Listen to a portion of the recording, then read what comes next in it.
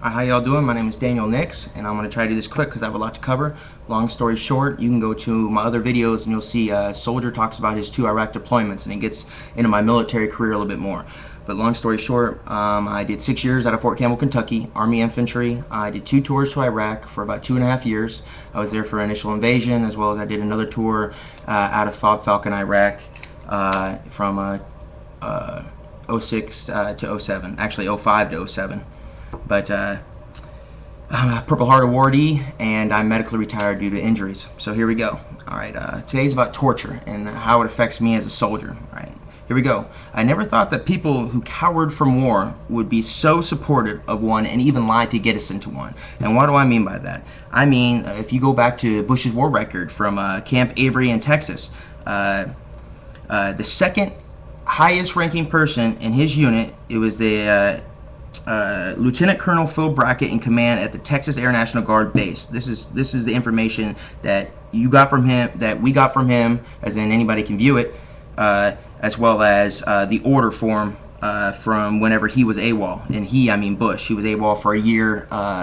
He went AWOL less than a week before a surprise drug test, and this is 3 weeks after he got busted for cocaine possession and arrested for cocaine possession in 1972, and he had to do community service at the Martin Luther King Jr. Community Center in Houston, Texas. And the only paper that reported on it was a local paper in Houston, Texas, but you can actually find it there.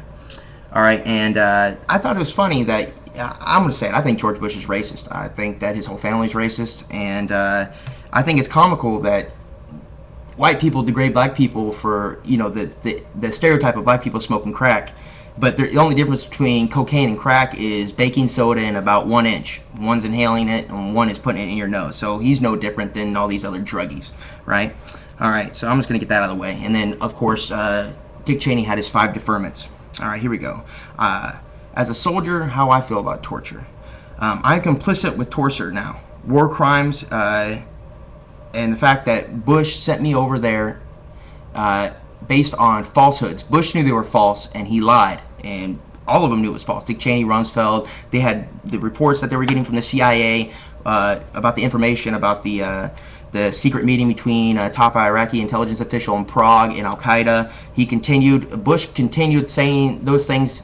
Bush said them for another 2 to 2.5 years, and Cheney even said it again in December, even though in early 2002 the CIA sent Bush and Dick Cheney a memo saying that they should stop talking about the Iraqi and Al-Qaeda meeting in Prague because it was false. They had absolutely no information to prove that, and actually didn't even know where that report came from. So it was just fucking fabricated. What people don't understand is that whenever they sent us over there to kill, and there was collateral damage, we didn't just kill enemy soldiers. There was over 500,000 innocent Iraqis that died from this. And the fact that I no longer have moral justification for the horrible things that Bush sent me over there to do, that America sent me over there to do, because for these 2 reasons. One, Saddam posed no threat to us, so I did not go over there to protect America. I thought I was going over there to protect America, but the truth is I was not protecting America. Saddam posed no threat.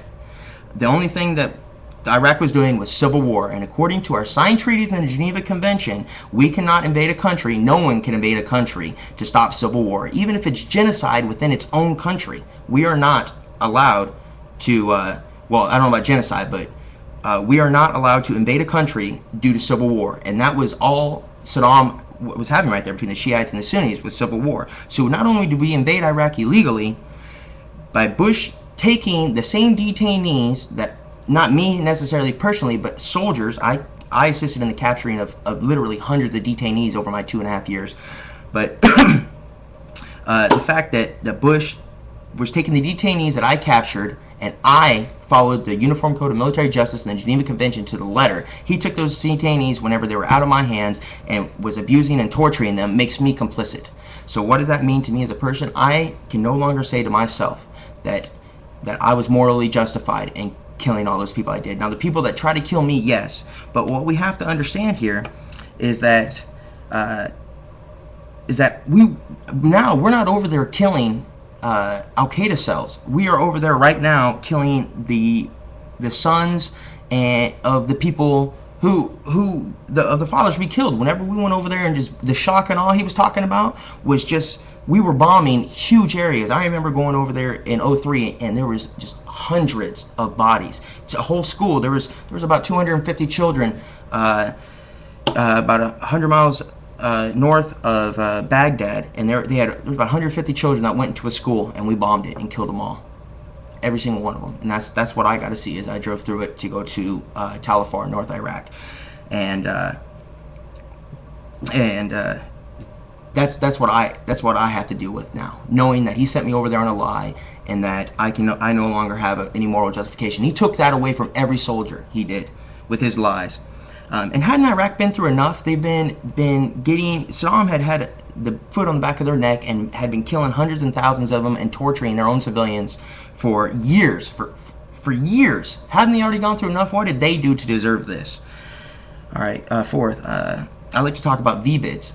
My experience, I'm telling you, after 2004, 9 out of every 10 vehicle-borne IEDs and IEDs were not placed by Al-Qaeda cells. They were Al-Qaeda terrorist cells that had come into Iraq, and what they were doing and still continue to do is they will take an entire family hostage or start killing them. They'll like have, say a guy has a wife and 3 kids. He'll go in there and he'll either shoot the wife or shoot one of the kids and take the rest of them hostage, and says, you will get in this car that's loaded with explosives. Of course they won't tell him they're loaded with explosives, and you will drive by this American checkpoint. And then once that guy does that, he thinks he's going to get his family back. When they drive by the checkpoint, they use a cell phone to remote detonate that bomb. So it isn't like these people, these Iraqis are out there doing this. We brought Al-Qaeda to Iraq by going there, because it's 10 times easier for Al-Qaeda to kill Americans now. Bush made it easier. You think Bush says, I protected America since 2003. No, you haven't. We lost more than 3,000 Americans in 2003. We've lost more than 4,300 in this unwarranted and illegal war for no reason. So Cheney can get rich on this Halliburton no big contracts, and so Bush can feel like a tough guy. I believe it was Bush having a vendetta against Saddam, from Saddam trying to kill his father, as well as I believe Bush knew it was a war he could win because he knew his dad went in there and it was a bing bang boom, a done deal. And also because I think Bush and all of them, since they didn't really have an enemy to attack, wanted just to go over and take over a country to scare the rest of the world into saying don't fuck with us. So there's not only that one. All right, so there's that, and I'm going to do another one. All right, about once every 2 weeks, we would have a mission, anywhere from 12 to 18 hours, where we would be, this was one of our missions, we didn't have a choice. We were forced to hand out brochures, Christian brochures, at bakeries, mechanic shops, local markets, grocery stores, gasoline stations. We forced them to put these brochures inside of their business, and it depicted an actual picture of Muhammad burning in hell. And whenever we would drop these off, it wouldn't take 3 days, and we would go back the next day, and if it wasn't us, it was someone else, to make sure that these things, these religious brochures, were still inside the stores. You remember all the stories of the bakeries being bombed and the gasoline stations being bombed? Do you think it was really Iraqis destroying their own bakeries? No, man, it was the religious nuts and Al-Qaeda and some of the Sunnis that were going in there and seeing these things, these brochures, and blowing up these businesses and killing everyone inside. Not only that, and everything I'm telling you is true, and this is why these bakeries are getting blown up.